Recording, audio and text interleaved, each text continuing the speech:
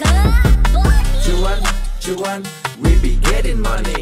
Cuan. Oke Mas Bro, sebelum kita lanjut ke videonya, saya share info bahwa grup STS akan open lagi grup STS rekomendasi dan diskusi bulan Juni 2024, yaitu aktif dari tanggal 1 sampai tanggal 30 Juni. Nah, apa itu grup rekomendasi Juni? Nah, kita akan intip grup yang masih jalan untuk saat ini, yaitu grup STS Mei, teman-teman. Nah, teman-teman yang mau gabung nanti STS Juni akan gabung ke dua grup ini. Nah, kita intip dulu STS rekomendasi yang masih jalan. Nah, ini adalah bentuk menu yang kita kasih tahu ke teman-teman semua yang ada di grup. Dan di sini kita ada dua macam tipe menu, yaitu menu swing dan menu ODT. Nah, contoh ini swing, teman-teman. Ini Wimis Milak dan MTEL kita udah profit hari ini. Nah, tabelnya modelnya seperti ini. Ini adalah menu STS rekomendasi Mei yang masih jalan. Ini baru setengah jalan, guys. Baru tanggal 17 ya, masih 2 minggu lagi dan mungkin masih bisa nambah. Dan yang belum cuan nih kemungkinan juga masih bisa cuan. Yang udah dikasih warna hijau ini berarti udah hit harga, teman-teman ya.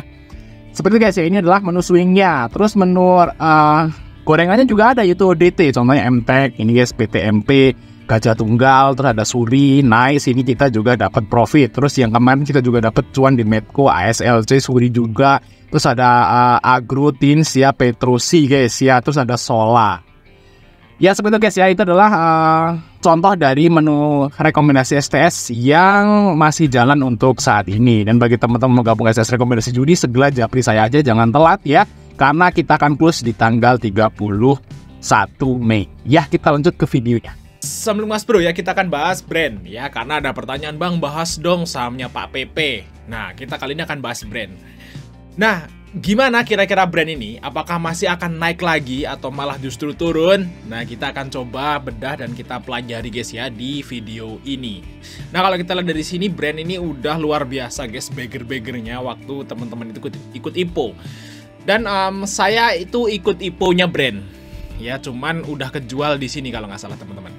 Di sini. Nah, di waktu candle merah ini guys. Nah, ini kita udah kejual di 16 Oktober. Dan ini cuannya saya juga lumayan gede karena brand ini juga jatahnya tuh jumbo ya. Jatahnya jumbo karena emang IPO-nya IPO jumbo, jatah jumbo, dan saya kejual di candle merah ini karena ini sempat turun mendekati harga yang kemarin gitu ya. Waktu di sini, dan saya udah kejual kena trailing stop. Tapi ya lumayan naiknya ya, dari harga berapa itu pokoknya udah beggar-beggar lah seperti untuk si brand ini. Tapi habis itu dia masih naik terus. Nah, terus dari Januari guys ya, Januari 2024 sampai April ya, itu brand tuh sideways guys. Nah, sempat drop di sini, orang-orang sempat pada takut, dan di sini sideways dan naik lagi. Nah, untuk kedepannya gimana kira-kira brand ini? Nah, untuk mengetahui brand ini kedepannya kira-kira gimana, nah kita lihat broker summary-nya teman-teman ya. Karena kalau kita lihat valuasi ini udah nggak bisa guys. Waktu brand di harga 5.000 itu pun udah mahal banget. Apalagi yang sekarang, ini udah mahalnya luar biasa. Jadi brand ini memang saham yang bener-bener digoreng ya. Nggak sesuai dengan kinerja atau nggak sesuai dengan valuasi yang sebenarnya. Jadi kalau menurut saya nih guys ya, menurut saya guys, Pak PP itu sekarang udah jadi orang terkaya nomor 25 dunia ya kalau nggak salah ya, sekitaran itu. Dan orang nomor 1 terkaya di Indonesia. Tapi guys ya, kalau menurut saya guys, Pak PP itu nggak bener-bener kaya sesungguhnya. Kenapa? Karena gini guys ya, kekayaan itu sebenarnya itu nyata bila asetnya atau sahamnya ini itu bisa ditukar duit yang sebenarnya. Misal nih, Pak Hartono yang punya Komo guys, ya Hartono yang punya grup Jarum, Komo gitu ya, yang sepak bola itu guys ya, teman-teman tahu nggak? Nah, kalau itu bener-bener real kayanya, BCA guys, BCA kalau misalnya Pak Hartono bersaudara itu yang pegang BCA itu mengejual BCA di harga sekarang, harga pasar, itu banyak yang minat, orang-orang luar negeri sana itu banyak yang minat kalau BCA itu mau dilepas sama mereka. Tapi guys, kalau brand mau dilepas dengan harga pasar saat ini, ya, yaitu 11.000. Saya yakin nggak ada yang mau beli. Yakin saya. Nggak ada yang mau beli, ya, karena memang ini udah over value, sangat over value seperti. Jadi nggak ada orang yang mau beli dengan harga yang sekarang.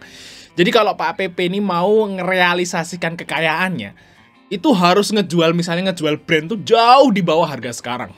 Ya mungkin di 1.000 atau 800, tak seperti itu. Jadi istilahnya itu kekayaan Pak PP itu kalau menurut saya sih hanya ilusi.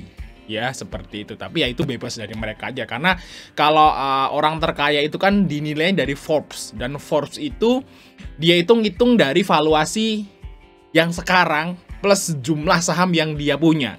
Jadi hitungannya itu ya 11.250 dikali berapa lembar saham yang dimiliki oleh Pak PP. Nah, itulah yang dihitung dari kekayaannya. Seperti itu, guys. Nah, oke, balik lagi kita ke brand ya. Gimana kira-kira brand ini? Apakah naik atau turun? Teman-teman lihat di sini, guys. Brand ini udah mulai, istilahnya itu bahasanya udah mulai capek naik. Lihat dengan kita bandingkan dengan yang di Desember 2023, teman-teman. Ini udah bentuk seperti ini ya. Semacam kayak doji-doji seperti itu, kayak gini. Nah, dia lanjutnya langsung drop. Kayak gini, guys. Dan ini kalau menurut saya sih, kalau misalnya brand ini nggak naik lagi, terus dia mulai gini, melandai, misalnya beberapa hari ke depan atau minggu depan dia kayak gini bentuknya, guys. Nah, berkutat di 11.500, 9.400, 9.500 itu berhari-hari, nanti dia akan jatuh kayak gini, guys. Karena saham yang naik itu pasti akan turun. Ya, apalagi udah nggak sesuai dengan valuasi. Nggak sesuai dengan valuasi yang sebenarnya dia gitu ya, udah digoreng gitu ya, udah pasti akan turun. Jadi kayak gitu, guys, saham yang naik itu udah pasti akan turun, dan saham yang turun itu udah pasti juga akan naik kalau dia nggak ada masalah di istilahnya itu perusahaannya, kayak cuma pilot atau apalah seperti itu. Kalau brand ini kan nggak ada kan, tapi dia udah naik. Nah, berarti selanjutnya dia mau turun. Nah, kira-kira kalau naik itu sampai berapa? Kalau menurut saya, teman-teman, mentoknya nih, kalau misalnya brand mau naik itu mentoknya ya paling di 12.000 lah. Karena sempat nyentuh di sini di tanggal 17 Mei 2024, dia itu naik sampai ke 12.000 lebih sedikit. Tapi dia langsung taking profit, rame ya. Nah, ini udah naik lagi, dan kalau ke situ lagi pasti ada taking profit rame. Jadi mentoknya paling di 12.000 untuk brand. Nah, tapi untuk turunnya sampai berapa? Nah, untuk turun sampai berapa, teman-teman bisa lihat di broker Sameri-nya, teman-teman. Nah, ini kan. Nah, yang naikin brand itu siapa? Ternyata asing, teman-teman. Jadi brand itu untuk company profile di sini dari pemegang sahamnya, teman-teman. Itu kalau kita lihat di sini, itu PT Barito Pacific atau BRPT, dia megang 64%. Dan Green Energy ya, Green Era Energy 23%. Berarti berapa nih, guys ya? 64,6 ditambah 23,6.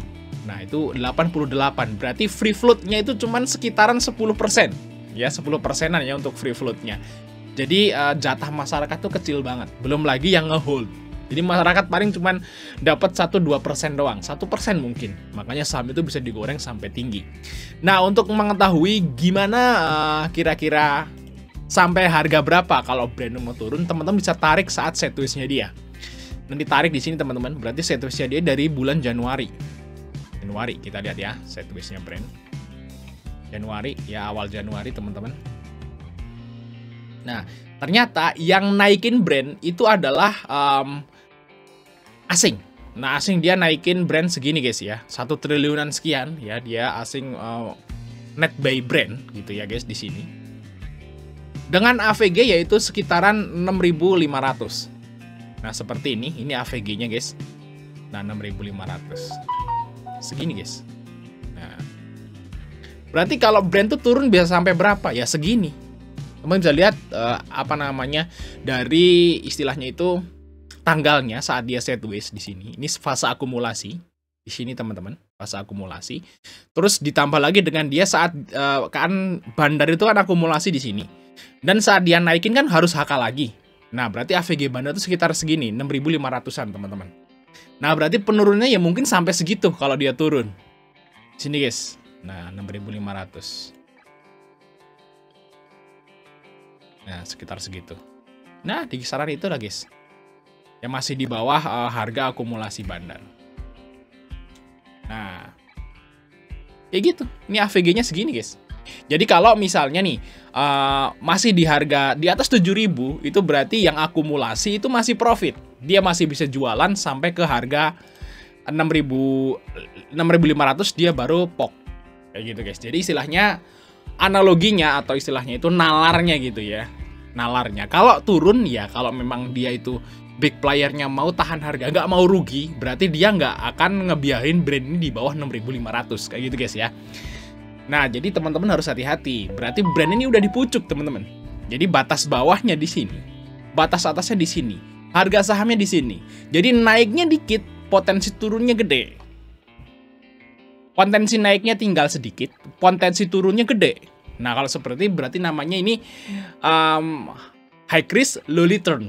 Ya gitu guys ya. Jadi istilahnya kalau saya sih udah nggak berani guys ngambil brand.